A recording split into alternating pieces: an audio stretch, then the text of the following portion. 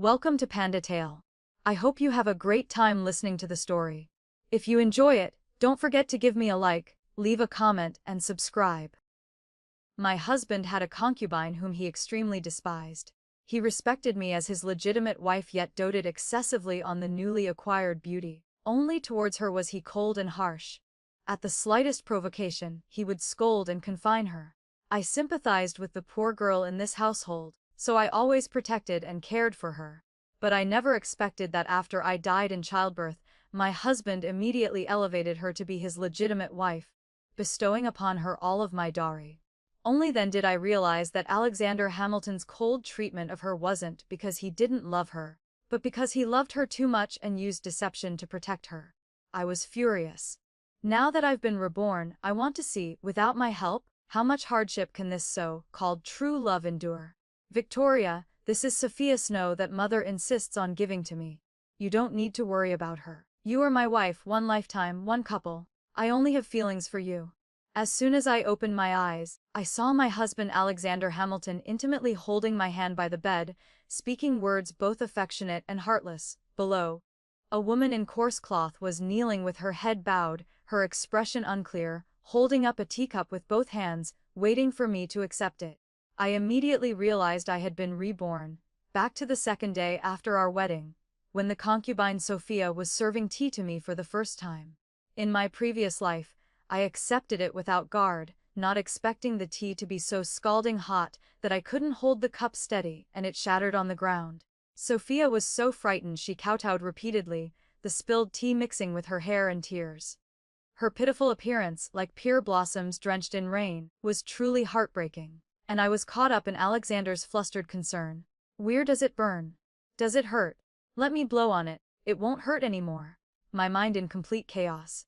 One person being tenderly held in her husband's palm, one kneeling on the ground with tears streaming down. Such a stark contrast made outsiders think I had deliberately dropped the teacup. From then on, I gained a reputation for being jealous and mistreating the concubine. But at that time, I was immersed in Alexander's favoritism, not wanting to argue, only secretly rejoicing, thinking I had found a husband who truly loved me. I completely failed to notice that the pain in his eyes wasn't for me. Thinking of this, the burning sensation still seemed to linger on my fingertips. I withdrew my hand from Alexander's grasp, covered my knees with an embroidered handkerchief, and looked at Sophia, who appeared weak and harmless in the hall. This tea is too hot. I'll drink it when it cools. Without accepting it, she had no choice but to keep holding it up. Sophia didn't expect to be seen through by me. Hearing this, she instinctively raised her head, saw the ambiguous smile on my face, then quickly looked toward Alexander, conveniently switching fingers to hold the teacup. She must have been enduring the hot tea to her limit. Alexander, receiving the beauty's plea for help, immediately cleared his throat. If it's hot, change to another cup. I raised my hand to stop the servant who was about to step forward. My husband advocates thrift. The Hamilton household has large assets and many expenses. We must be even more economical. Wasting a cup of tea isn't good. It's not too late to drink when it cools. After speaking, I directly closed my eyes, ignoring the two people who had stiffened, letting the maid behind me massage my shoulders. The whole room fell silent. In my previous life, they said I was jealous and mistreated the concubine. If I don't put on a show, wouldn't that be a waste? After a while, I felt the pressure on my shoulders change slightly. It must be Alexander personally massaging his wife's shoulders, looking very affectionate. If it weren't for my soul lingering after death in my previous life, I might have always thought he loved me to the bone. Alexander came to propose to me personally. He said at the flower viewing banquet hosted by the eldest princess, he fell in love with me at first sight and must marry me. In my previous life, after marriage, we were even more loving and intimate. I thought we were a devoted couple, so I wholeheartedly managed the household, served my mother-in-law, treated the servants kindly, and was especially sympathetic to the concubines, particularly Sophia. She was my mother-in-law's cousin's daughter, betrothed to Alexander before birth, childhood sweethearts who grew up together. But when she came of age, her family fell into disgrace, and she became the daughter of a criminal. Not only was the engagement broken, but she could only become a concubine to her former fiancé. Looking back now, I was truly foolish. Knowing that Alexander broke the engagement because her family committed crimes, I should have known his true character. At first, I didn't believe they had no feelings for each other and was quite concerned. But Alexander treated her coldly and harshly, sometimes even I thought it was too much. He would scold her at the slightest provocation, deprive her of food and clothing, and even confine her frequently. I then believed my husband truly hated this concubine forced upon him by his mother. As a woman, I felt sorry for her fate and always took care of her. When the palace rewarded southern fruits, all the masters had some except Sophia. Alexander didn't give her any. I secretly sent my portion to her. Since my sister was the empress, such fruits weren't rare in the Sterling household, and I was tired of eating them anyway. In winter, every room had sufficient charcoal, thick cotton clothes, but Sophia's room only had last year's old cotton clothes and often lacked charcoal. Knowing the servants were bullying her, I specially reprimanded the steward and had my personal maid deliver new cotton clothes. When she was framed by other concubines and couldn't explain herself, only able to repeat, "I have 100 mouths but can't defend myself," Alexander didn't investigate and wanted to confine her. But I painstakingly investigated the truth, cleared her name and restored her freedom. Later, I died in difficult childbirth. I thought my life, though short, was fulfilling. But unexpectedly, after death, my soul didn't enter reincarnation but lingered in this world. I saw Alexander eagerly swallow my dowry and give it all to Sophia, immediately elevating her to be his legitimate wife, entering the palace to request an imperial title for her. Sophia completely transformed from her previous White Lotus suffering appearance, wearing brocade and Persian silk gifted by my sister, covered in gold, silver, and jewels like a butterfly finally seeing sunlight, showing off everywhere. At the same time, she withheld servants' rewards and made things difficult for other concubines. But Alexander didn't care at all, instead indulging her to act willfully. Watching the two of them being inseparable, I finally discovered that Alexander's cold treatment of her wasn't because he didn't love her, but because he treasured her so much that he used deception to protect her. It turned out they were playing me for a fool. My soul laughed and cried. Opening my eyes again, heaven had given me another chance. This time, I must carefully watch, without my help, how much hardship can this so-called true love that's been mistreated coldly actually endure. Coming back to my senses, enough time should have passed. I slowly opened my eyes. By now Sophia had endured until she was on the verge of tears, her arms trembling constantly, making the teacup lid clink. Only then did I reach out to accept it. Just as I brought it to my lips, I frowned. This tea is cold. Her arm had just lowered when she heard this, and the tears pooled in her eyes finally fell, heartbroken to the extreme. Alexander couldn't sit still, urging the servants, "Hurry up, quickly change to another cup." When she offered another cup of tea with the right temperature, I finally drank it. After the tea ceremony, it was my turn to give a greeting gift. Everyone saw me caress my sleeve, passing over the transparent jade bracelet without a flaw, adjust the cloud-like hair, caress the heavy pure gold hairpin. Then my fingers fell to the sparkling ruby earrings, but didn't stop there. Instead, I signaled for the maid to bend down, took a pair of ordinary pearl earrings from her hand, and ordered the maid to give them to Sophia. A gift from the mistress cannot be refused. She slowly reached out to accept them. Alexander beside me couldn't stand it anymore. "Victoria, this seems a bit beneath the dignity of the Hamilton household. If word gets out, I'm afraid it will damage our reputation." I blinked my innocent eyes and explained sincerely, "My husband doesn't understand my painstaking efforts. I see Sister Sophia dressed all in white, she must still be in mourning. But she only wears a pair of red agate bracelets on her hands, which isn't proper etiquette. I think perhaps she was careless, or her jewelry box lacks suitable ornaments. The jewelry I wear is too bright, so I could only specially find a pair of appropriate earrings to give her. To be complete. Husband, rest assured. My maid has followed me for a long time and received many rewards, so these pearl earrings aren't ordinary items. The value of this pair could equal Sister's entire worth." Seeing the two of them breathless and speechless, I smiled even more brightly. The Snow family's mourning period had long passed. She wore white only to show off her slender figure, and to make Alexander constantly pity her.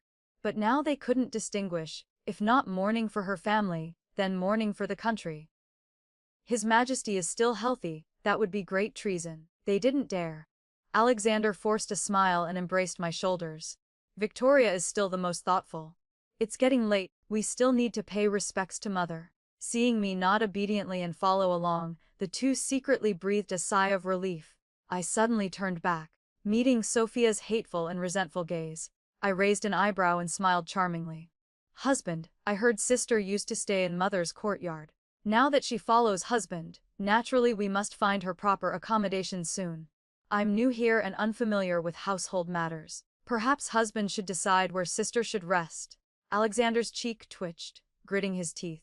Then the bamboo garden. I agreed, but was surprised inside. The bamboo garden is in the northwest, near the side gate, the most desolate place in the entire manor. In my previous life, Alexander didn't put her there. It sees the development of events will indeed change according to my attitude. At this moment, Sophia behind us couldn't bear it anymore, lowering her head and sobbing. That night, a servant reported that Alexander would sleep in the study. Then Emily quietly reported, I've investigated clearly. The master secretly took the small path to the northwest of the rear courtyard. Miss, should we? I sat at my dressing table, looking at my beautiful face in the mirror, and smiled mockingly. He must be rushing to comfort his beloved after she suffered injustice during the day. The person in the mirror shook her head. No matter, have someone prepare water for me to wash and retire. The maids busied themselves.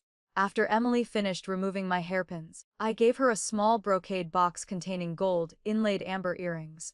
Trade these for your pearl earrings. Do you agree? These were the gift I gave Sophia in my previous life, worth 100 times more than the pearl earrings. Emily firmly accepted them, smiling so wide her eyes disappeared. Thank you, miss. Miss treats this servant so well. I was also infected by her joy, my eyes curving. With my dowry, these trivial things meant nothing to me. But in this life, I don't want to spend a single penny nurturing ungrateful betrayers anymore. In my previous life, I accidentally discovered Sophia staying up late embroidering handkerchiefs and learned that she was ashamed of her empty purse and could only rely on selling embroidered handkerchiefs for extra income. Previously, when she lived with my mother-in-law, she didn't need to worry about expenses for servants. But after becoming Alexander's concubine, all social obligations had to come from her own pocket. The Hamilton household had large expenses. When her family met disaster and the Hamilton household took her in, she didn't have a penny to her name. No dowry, no private business for income. Plus Alexander never rewarded her, so her monthly allowance was basically insufficient. That's why I always had servants sell her handkerchiefs for her, buying them back at many times the price, while instructing them not to reveal this matter. Now thinking back, saving money to spend on those who truly treat me well, isn't that more worthwhile? The next morning, I directly led people to the bamboo garden. Because Alexander had secretly come here, he didn't bring servants or announce himself. I stood in the courtyard full of fallen leaves.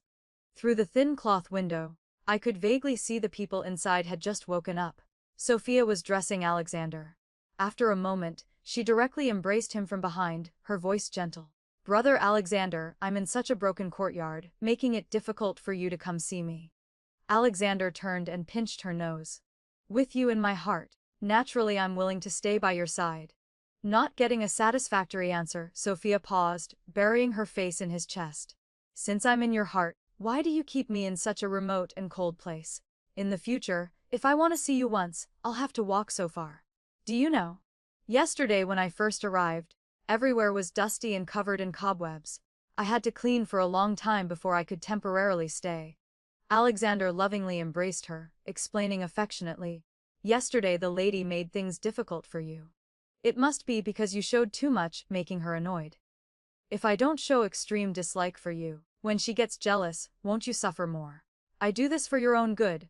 She raised her head, tears glistening in her eyes. Brother Alexander, why are you so wary of her? She's just a secondary daughter of the Sterling household. How foolish. Although she's a secondary daughter, she was raised under her legitimate mother's name since childhood and has a very good relationship with the current empress. The Hamilton household's prosperity still depends on this connection, so naturally we must be careful. These harsh but honest words made me even more clear-headed. The reason father didn't refuse his marriage proposal was because Alexander came from the Hamilton noble house. His father died early, and his mother raised him alone. He inherited the title at a young age, becoming the youngest marquise in court, a match for me, the secondary daughter of the sterling household. Or rather, I was reaching above my station. But thinking back now, he actually valued my status as a secondary daughter that was easy to control, and valued my close relationship with my sister who had become empress.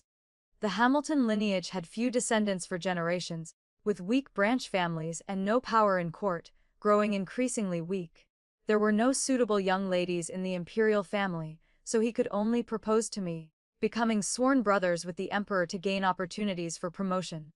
In my previous life, I thought it was mutual affection.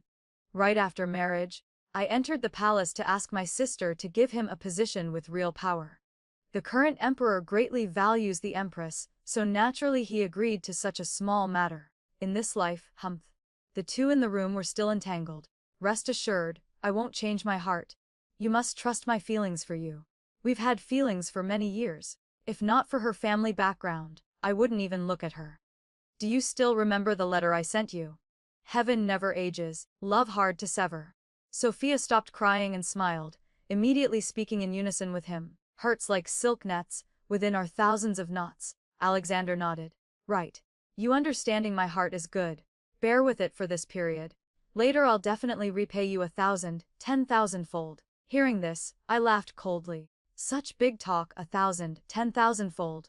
Let's see if you have that chance. Sophia shyly agreed, sitting down to serve him with his shoes. I'm mentally prepared to suffer hardship. Alexander was very satisfied with her attitude, pinching her cheek with a bright smile. Turning to open the door and coming face to face with me leading a group of servants in the courtyard. Victoria, why are you here? Alexander's smile froze on his face, his eyeballs trembling constantly. I pretended not to hear anything, the smile on my face unchanged, asking with concern. Yesterday Sister Sophia served me hot tea. I didn't notice her fingertips were burned. After returning my maid told me and I learned about it. I felt guilty. After all, I was careless. It must have been the servants who brought the wrong tea, making Sister suffer. Such careless servants cannot be kept. So today I came early specifically to change Sister's servants to more attentive ones, to avoid such incidents in the future. After speaking, I pointed to the servants behind me who were looking down, saying nothing. Only then did he gradually relax, raising his hand to wipe the non-existent sweat from his forehead. No need. I interrupted him. Husband also came here to visit Sister. Alexander continuously denied. No, I was just taking a morning walk and passed by. After speaking, he pretended nothing happened and walked out.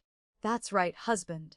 I have burn medicine rewarded by the palace. I guarantee Sister will heal quickly without scars after using it. I deliberately called after him, but he didn't turn back. No need. Such a small wound will heal on its own. Her lowly status doesn't deserve such good things. I glanced and saw the light in Sophia's eyes suddenly dim. I smiled brightly and said loudly, "Then I'll listen to husband."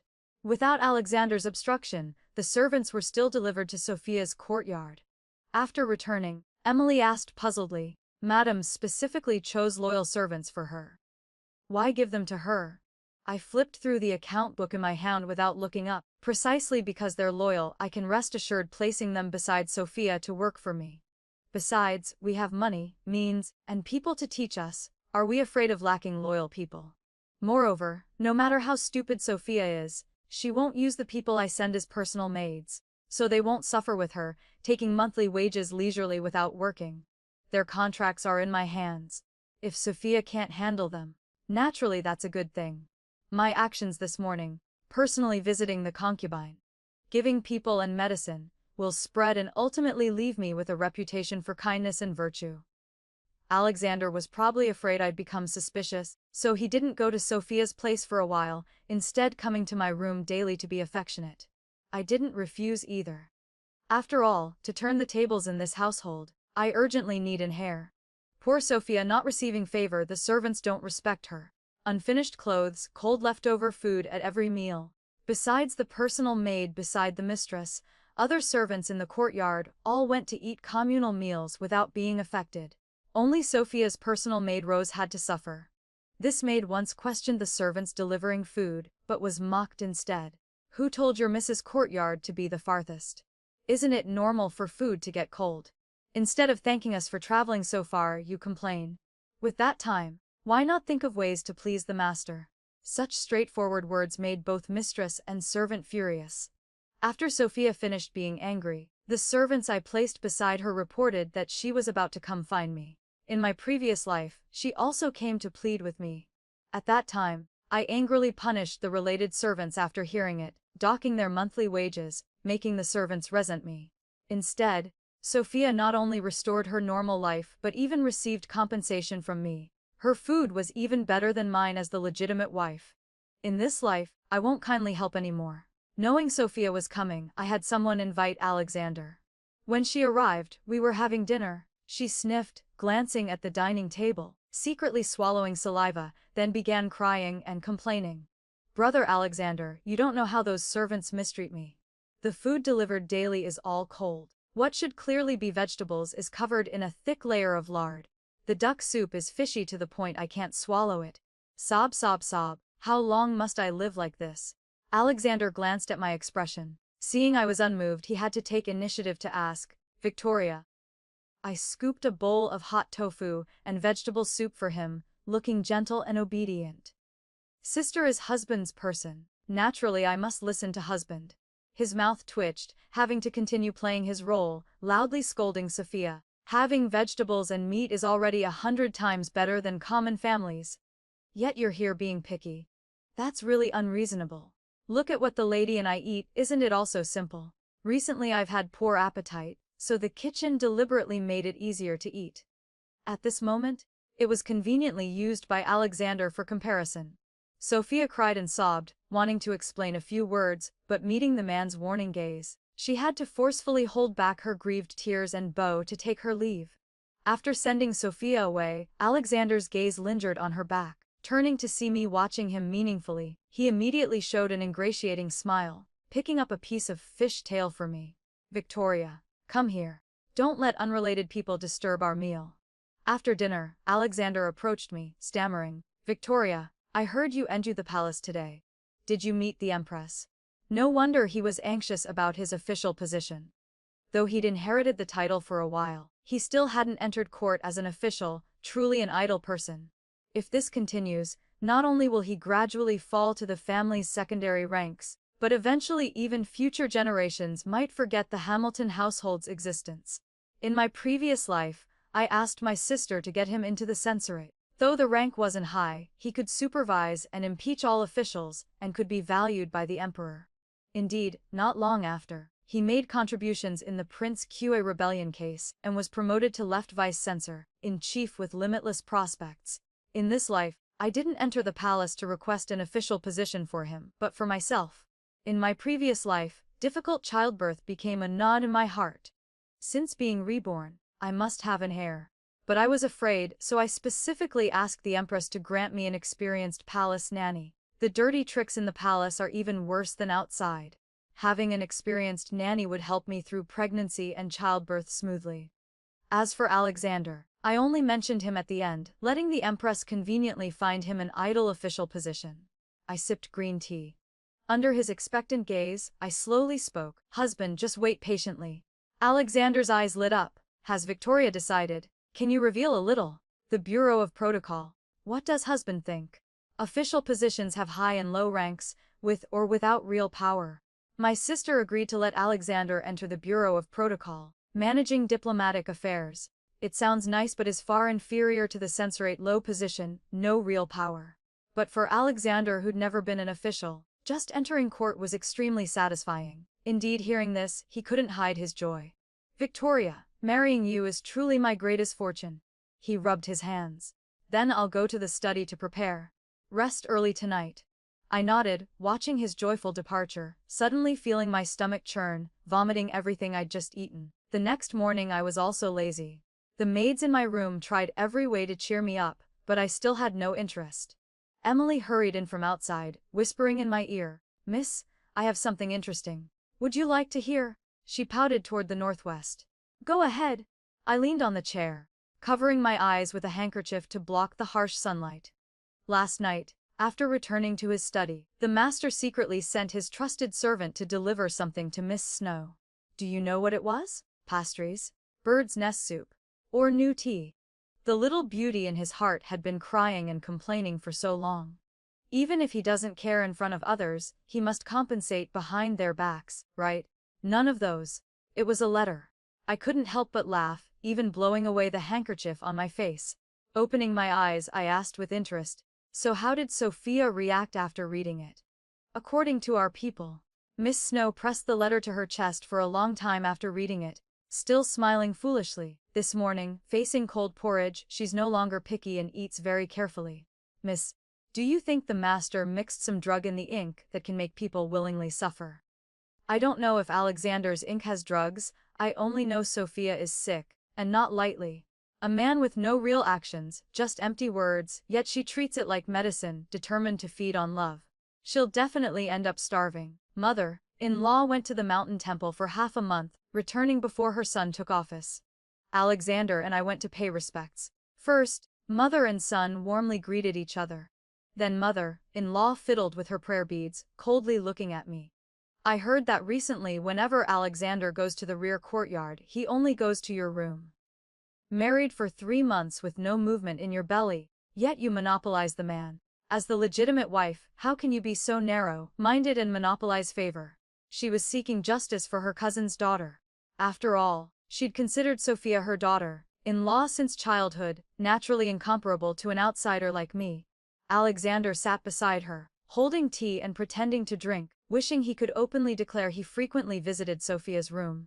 I wasn't angry either, bowing to admit fault.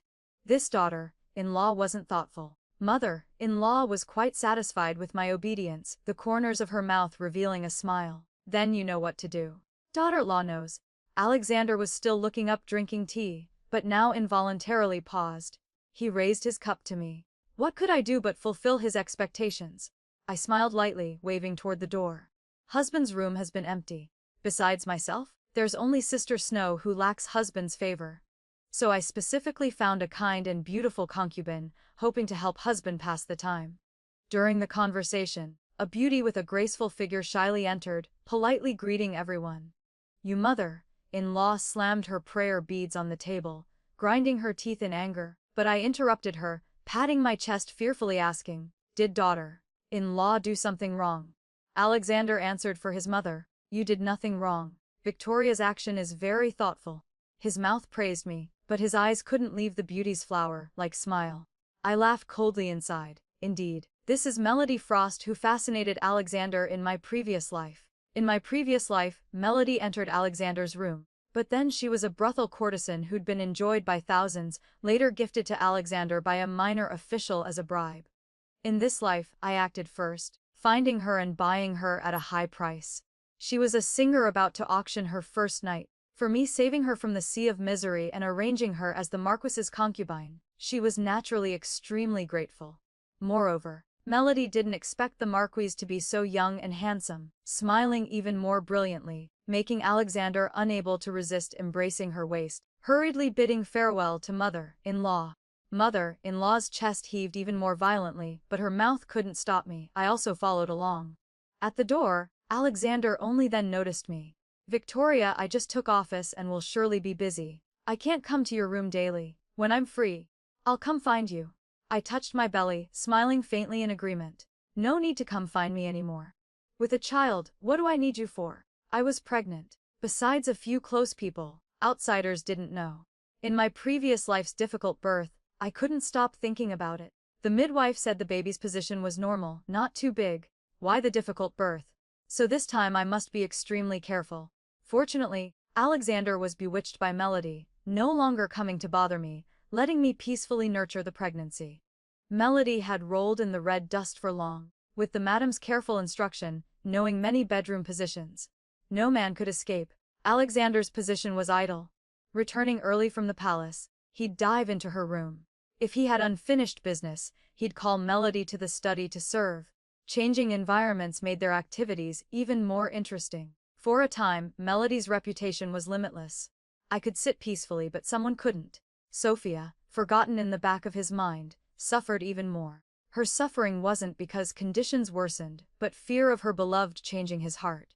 So she used blood to dye silver thread, embroidering 2 lines of poetry on a handkerchief at night, having her personal maid Rose deliver it to Alexander.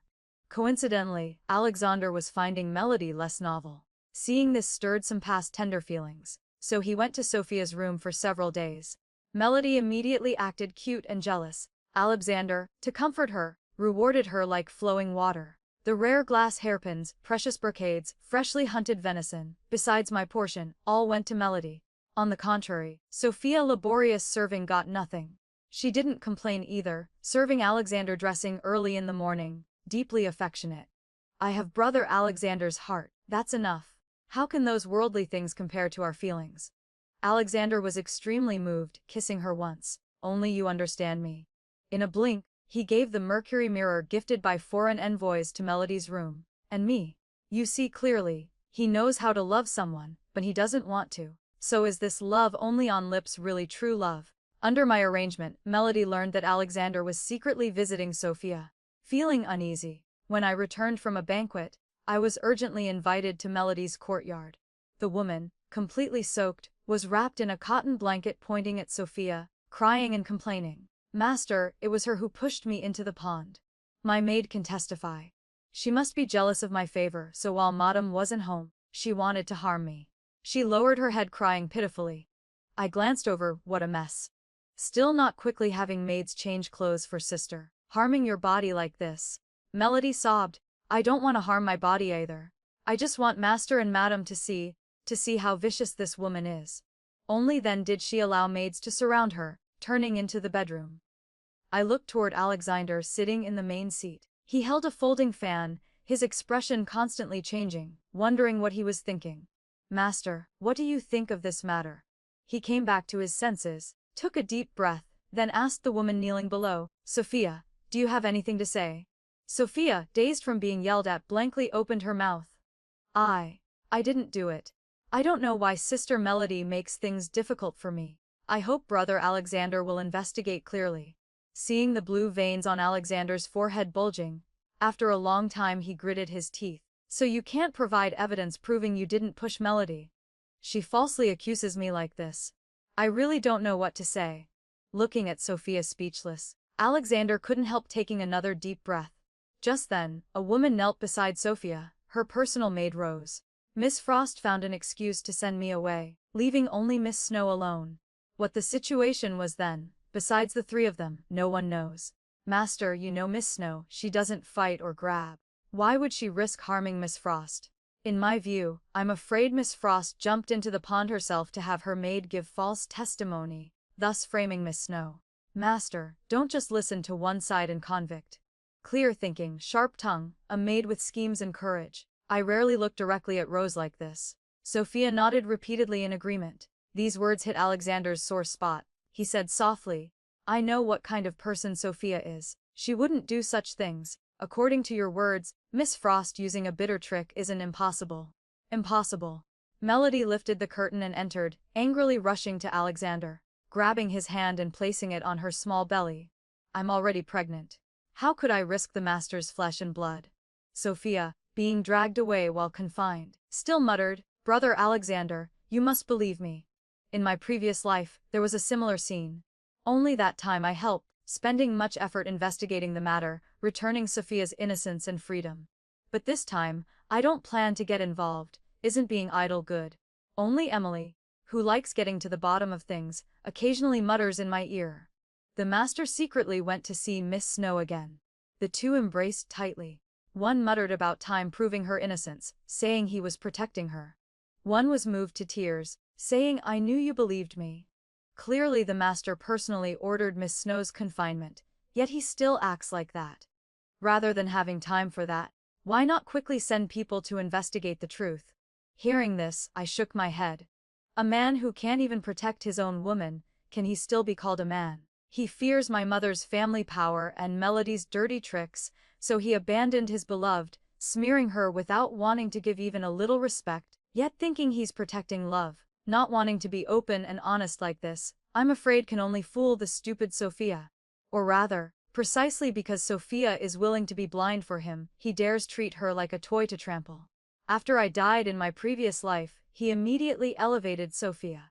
So he's still immersed in his self-righteous deep affection. Women become signs to display true love. But then again, looking at Miss Snow's weak appearance, she doesn't seem like someone who would do this.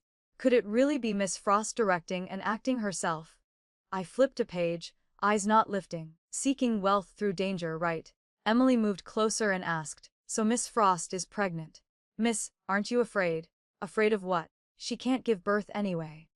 In my previous life, Melody also once had a child. But having drunk too much contraceptive medicine in the brothel since young, her body was ruined.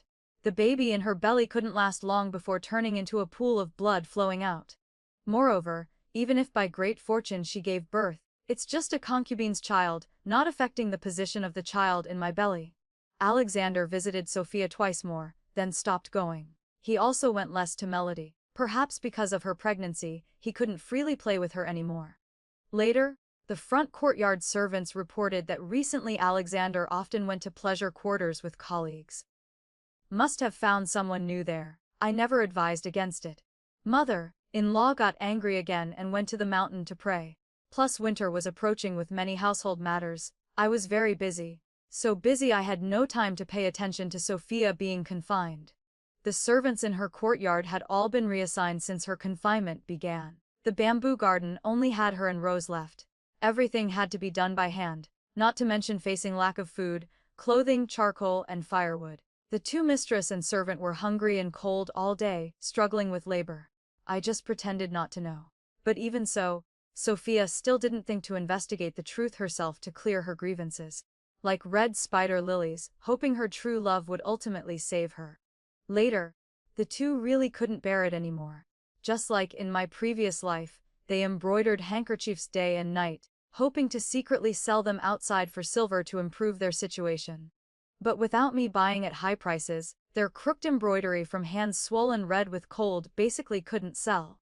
Struggling in vain, finally because of insufficient charcoal, broken windows, plus the bamboo garden being in a remote, damp, dark place, soon both mistress and servant got rheumatism, unable to sleep night after night, their painful groans unknown if Alexander knew. Now thinking back, in my previous life Alexander brutally tortured Sophia to show loyalty to me, simply relying on me supporting him from behind. After I helped the first time, he knew my kind heart definitely wouldn't let his beloved suffer too much. But without me, would he really reduce others' suffering? I'm afraid not. Not long after, Melody suddenly came to find me. She knelt in the hall, her voice earnest. Being saved by Madam from my lowly status, this child in my belly naturally belongs to Madam too. Coming from humble origins, keeping the child by my side, I fear corrupting their character and tainting the Marquis's bloodline. I hope after the child is born, I can bring them to be raised by you. I beg Madam to grant this. I gently set down my teacup, smile unchanged. Since it's already in your belly, it has fate with you. How could I take away what you love? Just peacefully nurture the pregnancy. Madam. Melody still wanted to say something but was cut off by Emily. Miss Frost. Madam just took over the shops and farm management and is very tired, needing rest. Hearing this, she stopped speaking. Knowing if she continued pleading it might displease me, she forced a smile, bowed and left.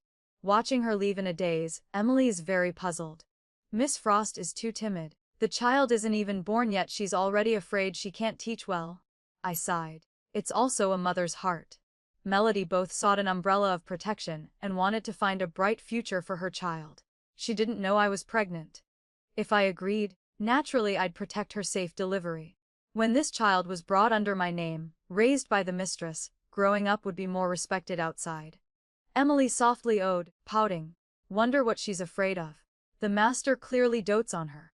Look at that huge knight, glowing pearl on her head, the bright golden, green silk bracelet on her wrist. Not to mention the brocade clothes on her body, one piece costs 1,000 taels. I see her dress no worse than a young miss from a noble family. Before this girl finished speaking, Nanny Grace suddenly spoke urgently. Madam, avoid her from now on. I looked at her serious gaze and immediately realized something was wrong. Why? Nanny Grace nodded gravely. The sachet she wears contains sweet flag grass. Sweet flag grass comes from the southwestern Miao region. It has a fresh fragrance but promotes blood circulation. If pregnant women smell it long, they'll either miscarry or have difficult childbirth. When I served consort Shun, I once saw this thing. Her later words, I could no longer hear. My whole body trembled with cold, my mind buzzing. Sachet. Sweet flag grass. Promotes blood circulation, difficult childbirth. In my previous life, Alexander once personally gave me a sachet. The fragrance was exactly like what's on Melody. He said it was a personal token gifted to me, hoping I'd never forget his feelings for me. So I wore it day and night, never taking it off. But unexpectedly, there were tricks inside. Nanny Grace and Emily, seeing I wasn't well, quickly supported me. This old servant talked too much and frightened Madam. Miss doesn't have the sachet. Miss, don't be afraid. I tightly grasped their hands, lips trembling speechlessly. 2 lines of tears flowed continuously down my cheeks. Overwhelming hatred enveloped me. So my death in the previous life was caused by others. It was my husband. It was my child's father who personally killed both of us. I once thought he was just thoughtless and meaningless. But unexpectedly, he was even more cruel and vicious than I imagined. He's a devil. After resting for several days, my heart became incomparably calm. Though reborn, I hated Alexander for playing with me, but never thought of taking his life. I only wanted him to not live comfortably. But now it seems, this person cannot be kept. Just then, a sister Rose appeared in the manor. Originally Sophia's maid Rose, not wanting to continue suffering, bribed the guards, secretly escaped from the bamboo garden, and hung herself on Alexander's bed. She had beautiful features and was good at acting docile and touching. Alexander naturally didn't refuse. Thus the bamboo garden only had Sophia left.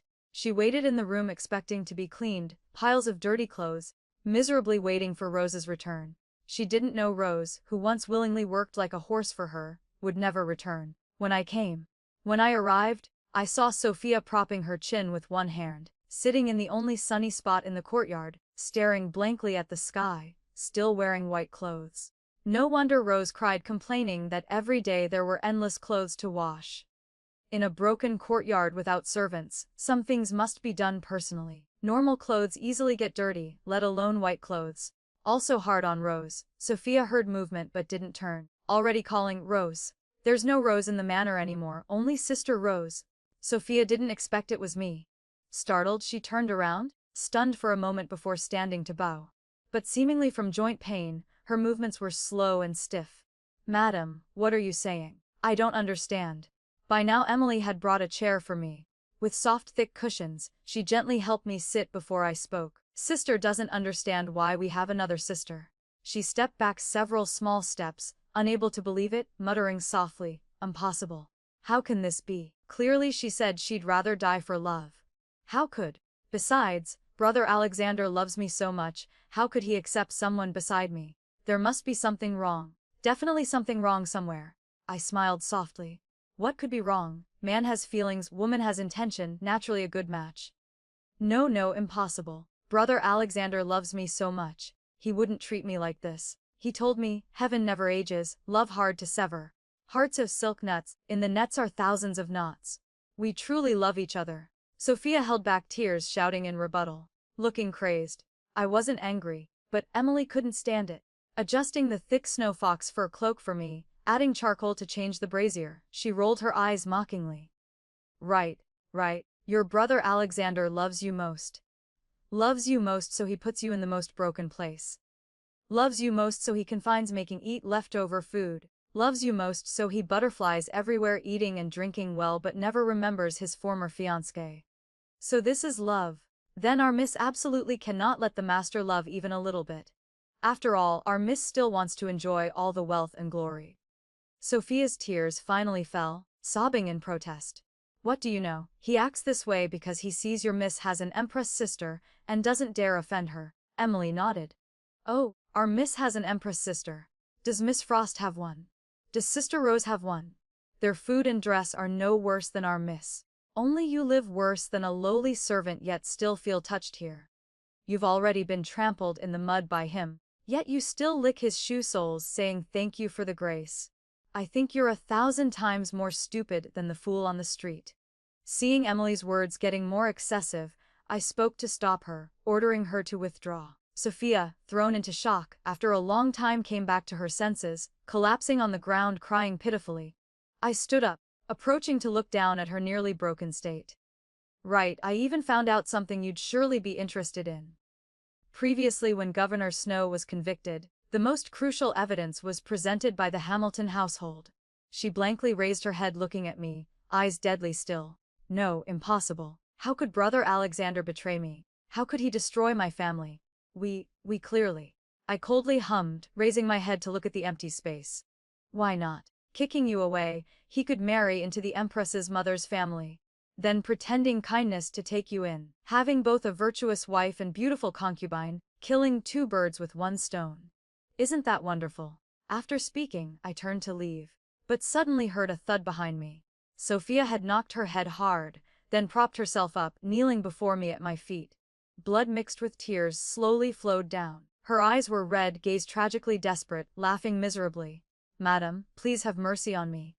My pregnancy was already 4 months.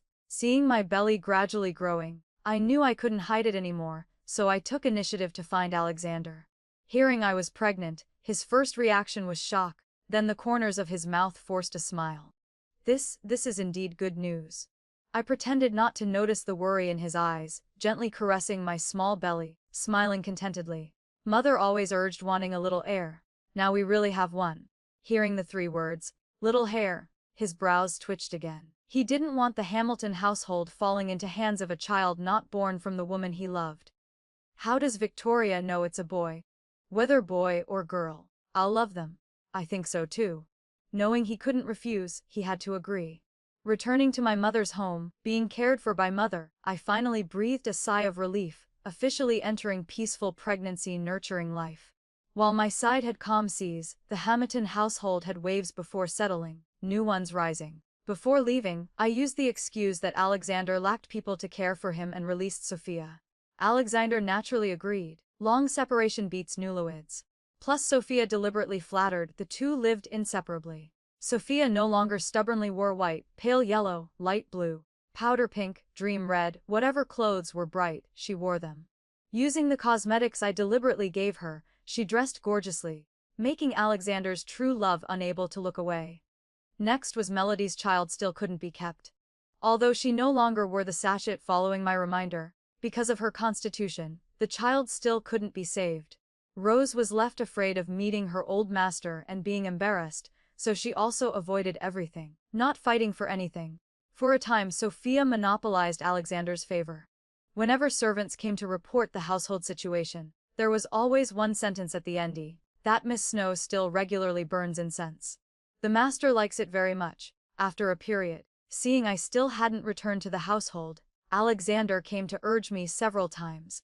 But having already left, how could I return to the wolf's side? Seeing he couldn't summon me, he sent Sophia. She didn't invite me back, but lowered her head obediently, recounting the household situation. This wasn't much different from what I already knew. After talking a few sentences, she mentioned that fragrance. I cut short, accidentally reminding her while trimming flowers growing sideways. Just remember to take the antidote on time. She gritted her teeth saying, I escaped death by a hair's breadth. With revenge not yet taken, naturally I must treasure life. I glanced at her. Progressing quite quickly. Indeed, innocence cannot overcome hardship. In the end, Sophia presented a familiar sachet. This is what the master specifically sent me to deliver to Madame. The master says this item is like his heart, hoping Madame carries it daily, never forgetting his feelings for you. My heart surged with intense hatred again. I clenched my fists. Here it comes. He raises the butcher's knife once more. Seeing me silent, Sophia unusually also said nothing more. Having delivered the token, I take my leave. I softly agreed, not detaining her. But when she reached the threshold, she suddenly turned and knelt, lowering her head, saying nothing. After a long time she gritted her teeth with determination. Madam, you cannot carry this sachet. I smiled. I know. She suddenly raised her head, meeting my eyes that understood everything. You already knew everything. I threw the sachet into the brazier, letting flames devour the exquisite embroidery. If the master likes that fragrance so much, then burn more. Smoke rose hazily. I lowered my eyes. When the time comes, the child has only a few months before being born. At that time, we cannot let it bear the stigma of patricide. Early summer, the young Marquis Hamilton suddenly passed away. After the imperial physician's examination, the conclusion was he died from a stroke. The woman he loved most died at the moment of their deepest intimacy. I returned to the household to manage the overall situation. Emily returned first to meet me, whispering instructions in my ear. Already handled cleanly. I nodded lightly, then cried loudly, holding my pregnant belly, falling before the coffin. Master? How could you leave like this? How pitiful for me and the child in my belly. How shall we live from now on? Crying painfully, looking frightful. Others, seeing this, gossiped even more, saying the Marquis Hamilton, newly married 1 year, already had a child in his concubine's belly, looking like a gentleman but actually a lustful person behind. Truly can't judge by appearances. Only suffering for the madam who was devoted to him, now must struggle alone to raise an orphan from the womb. I had only cried 2 sentences when I heard commotion outside, mother-in-law's cursing. Return my son to me. Return my son. I raised such an ingrate. Wasted my good treatment of you. Alexander loved you so much, yet you, lowly woman, took his life. Being attacked and torn at by her, Sophia endured the beating and scolding, lowering her head without speaking, making her expression unclear. Seeing me, mother-in-law redirected her attack. You're the mistress of the household, not taking good care of your husband, staying at your mother's home all day. You also bear responsibility for Alexander's death. She charged at me to push. Though Emily blocked in front of me so she didn't touch me at all, I felt my belly tighten. A warm flow came from below. Emily, Nanny Grace, I think I'm about to give birth. In the chaos, I smoothly delivered the child. Right after birth, people from the palace arrived to read the imperial edict, conferring upon me the title of first-rank noble lady. The child also directly inherited the title, becoming the youngest marquise in court. No one objected, only my mother-in-law, rumored to have intended to kill her own grandchild, already grief-stricken, hearing this got angry and had a stroke. Not long after, she passed away. When things settled, Rose came to apologize. Previously I betrayed my mistress as a faithless person. Now I specially come to apologize, hoping Madam will forgive. I signaled Emily to help her up, not such a terrible thing. But some punishment is still needed. I'll punish you to be the manager at my newly opened shop. Do you agree? Rose was so happy she cried, continuously kowtowing. This servant is extremely willing. Thank you, madam, for your grace. I had investigated her background, originally in the incense business. Later her father got addicted to gambling and pawned the brocade shop. Before being sold, she helped her parents do business for a long time, having definite business acumen. Rather than letting her waste talent in the household, better to release her outside to be independent. The opposite was Melody. She feared I'd drive her out, crying pitifully. Please madam, don't send me away. I've wandered the red dust half my life. It wasn't easy coming to the household to enjoy fortune. I don't want to continue suffering. She made me laugh. Understood, she'd experienced many hardships, not easy to obtain peace. Then I'll raise her for life, just a convenient matter anyway. Sophia came last. She again wore white clothes like when we first met. Is this mourning for your mother? Or for your brother Alexander? She slowly knelt. Her eyes revealed calmness and indifference. Neither. I'm mourning my wronged love. Madam has granted grace to 2 people. I also want to request one thing. Please madam, let me go. I raised my head from the cradle, looking at her with interest. Why? Isn't staying in the household good? Home is gone, companion dead, revenge taken, love shattered. Nothing in this world makes me linger anymore. Perhaps I should go outside, travel around. Maybe find meaning to continue living. I agreed with her. Sophia took the travel money I gave and went to seek her own freedom and dreams under the vast sky. After she left, Emily couldn't help asking, Miss, you didn't investigate her mother's family matter before. How did you know the master provided evidence? Whether I knew or not no longer matters. After all, she already believed it, right? In the end, Sophia was also pitiful. Though stupid and ugly, she wasn't evil to the heavens. If she was willing to become my blade, I'd give her a path to live, accumulating virtue for myself. If she wasn't willing, I'm afraid she'd now share Alexander's fate. Gentle breeze blowing, warm sunshine. I lowered my head, gently kissing my peacefully sleeping child's face. Previous life's hatred repaid. This life's obstacles removed. The story cleverly exposes the true face of false love through small details. The lesson about self-respect and clarity in love is profound. Lesson from the story: true love isn't measured by grand gestures or sweet words, but by respect, honesty, and genuine care. Victoria's tragic tale teaches us that deception, even disguised as protection, destroys trust and relationships. Her husband Alexander claimed to protect his true love through cruelty, but real love doesn't require such twisted games. The story reminds us, judge people by their actions, not their words. Don't sacrifice your dignity for someone who won't openly cherish you. Most importantly, when given a second chance at life, choose wisdom over revenge, protect yourself first, and surround yourself only with those who truly value you.